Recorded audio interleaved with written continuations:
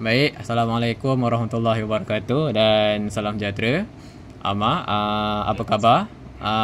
Terima kasih kerana sudi menjadi rakan saya untuk kita membincangkan topik berkenaan pembelajaran digital. Baik Amar, bolehkah anda menceritakan sedikit, sebut sedikit tentang diri anda? Assalamualaikum warahmatullahi wabarakatuh. Saya Muhammad Amar, seperti yang disebutkan. Saya baru sahaja tamat pengajian di tingkatan 6 di Sekolah Menengah Kebangsaan Tuan Haji Abdul Malik. Okay. Buat masa ni saya tengah bekerja sambil saya tengah kerja sambilan sambil tunggu keputusan saya keluar lah. Baik. Okey, kita terus ke soalan pertama. Okey Amar, buat masa ini apakah apps atau aplikasi digital yang sedang anda gunakan untuk membantu anda dalam dalam pembelajaran digital anda?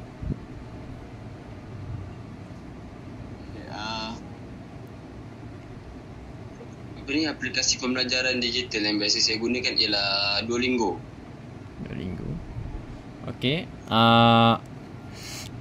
Apakah ciri-ciri yang anda suka tentang app Duolingo ini?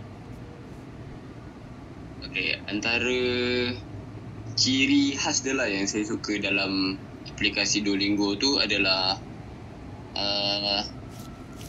dia mempunyai apa tu, macam mana nak cakap dia ada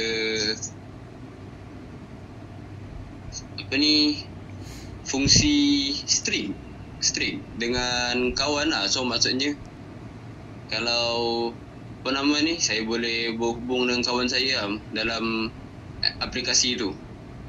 Okey. Berapa kerapkah anda gunakan app Duolingo tu, dan apakah tujuan anda menggunakan app itu?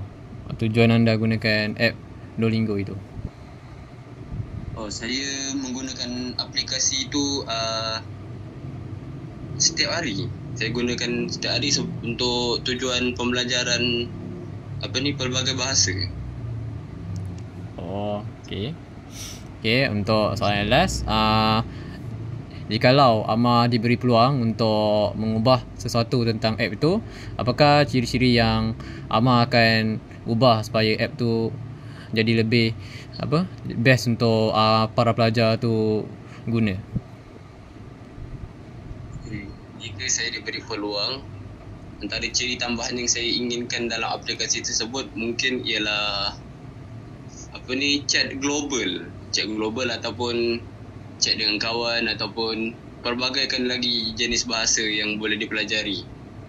Sebab macam saya sendiri, saya tengah belajar bahasa Itali. Tapi pada masa yang sama saya sebenarnya nak belajar bahasa Tagalog, tapi bahasa Tagalog tak ada dalam tu. So kalau boleh banyakkan lagi lah bahasa yang boleh dipelajari. Okey, baik. Terima kasih Amar atas sebut sedikit perkongsian yang Amar sudi kongsikan. So saya harap perbualan kita atau perbincangan topik kita pada hari ini dapat memberi manfaat kepada kita berdua lah. So saya rasa itu saja. Sekian, terima kasih ya.